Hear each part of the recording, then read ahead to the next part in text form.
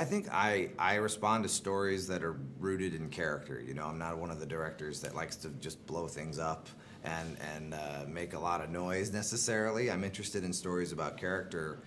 And, you know, the documentary that got noticed most was one called The King of Kong about competitive video gamers, and that was very much a story about character that happened to have a 3-act structure in it. And Hollywood, you know, broadly defined, really is interested in stories that have that kind of structure, and I think that's what opened doors for me in narrative feature filmmaking.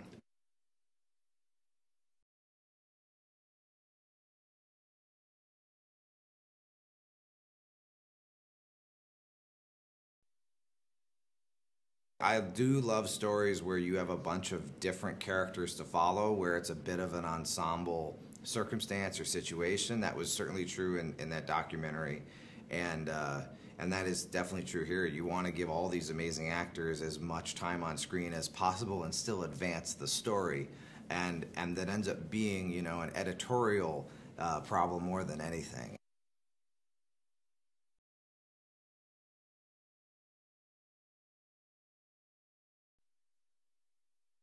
Charlie's the first guy offered that role. Jennifer was the first. Bateman actually approached us, and I couldn't believe it because he's like one of my favorite actors of all time. And I actually wasn't even imagining he would be interested, you know what I mean? Because the guy can carry a movie on his own, but he liked the script and this ensemble idea. And, and yeah, I mean, it all started to happen simultaneously in over a couple weeks, which in terms of casting a movie is really, really fast.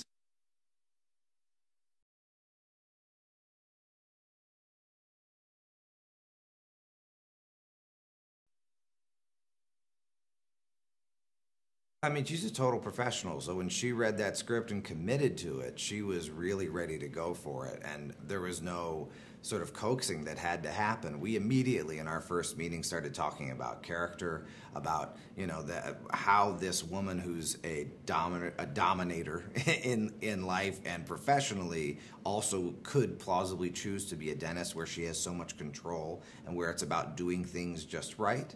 And we talked about it in terms of her being like a predator, a predatory cat, taking whatever she wants, eating whatever she wants, right?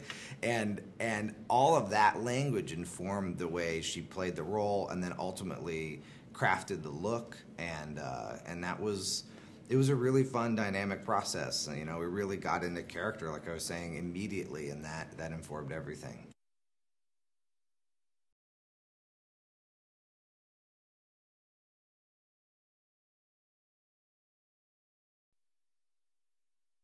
I think that both Kevin and Colin really enjoyed playing a wicked antagonist.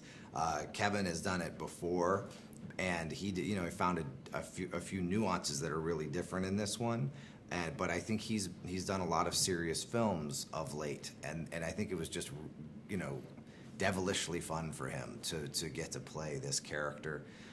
And Colin, I feel like no one's ever seen him do what he's doing here. Even though if you've seen In Bruges, you know how funny he is, but he hasn't been given the opportunity to really depart from the sort of the image of the uber handsome guy he is and become something really different. And in our first meeting, we talked about getting a comb over and getting a belly made for him so he could be a little bit pudgy. And as soon as he had those things on, he really became that character, and it was exciting to watch.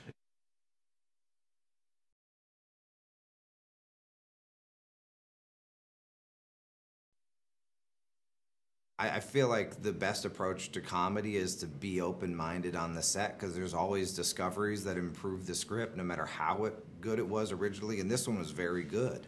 But as these characters were evolving and they were discovering how they were playing things over time, we were constantly tweaking and adjusting not only lines but possible approaches and intentions to play it with. And we did that sort of all the way through production, and it's a testament really to these guys' talents. They're all writers, and they're all able to understand character arc over time, and understand it so well that they know how in performance to do the nuances and the shading that makes it really come to life and feel real. I think when these guys are talking with each other, they really feel like friends. They really feel like their chemistry is excellent, and that's a product of a lot of hard work over a lot of years.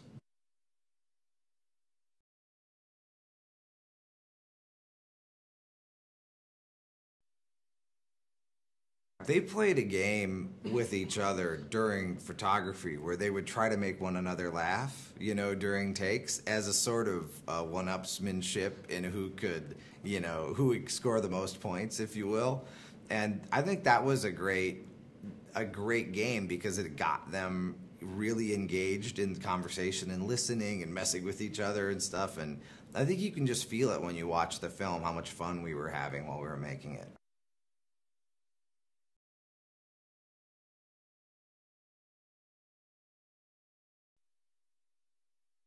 We really took a no-holds-barred, unapologetic attitude about the comedy in this film, and we really went for it at every turn. And we never shied away from a joke or a situation out of propriety. It was really about just going for whatever is the funniest.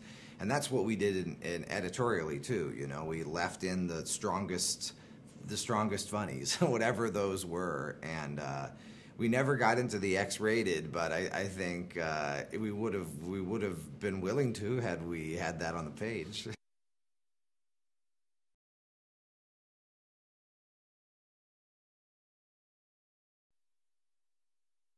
The DVD is going to be amazing on this. There were so many great scenes and versions of scenes and alternate ways of doing things that there wasn't space for in the finished film, but which I think fans of the movie will really enjoy when they get the DVD.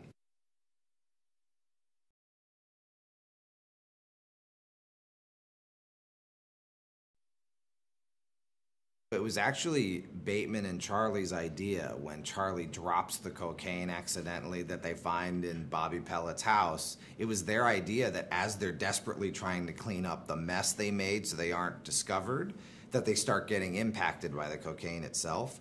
That was a genius idea, and it's one of the funnest ones for me to watch because I remember how that evolved over time. The writers doing the original version of that, our guys elevating that, and then seeing, you know, their riffing as they're in their sort of high mind state, their confessions to each other as friends and stuff. That is it's just comedy gold.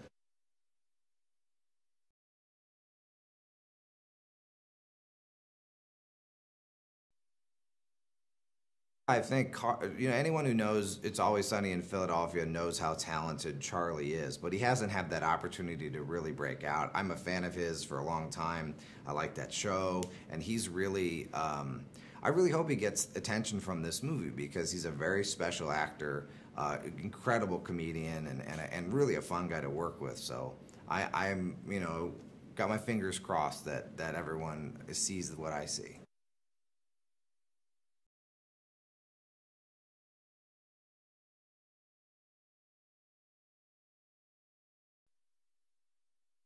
It was very deliberate camera moves because what we were really trying to do is have suggest what he was seeing, but not ever allow it to be seen. And I think he did a wonderful job playing that, like trying to look but can't look but must look, like that. Playing that tension was, he did a wonderful job at that. And then it's just one example of how he elevated the script.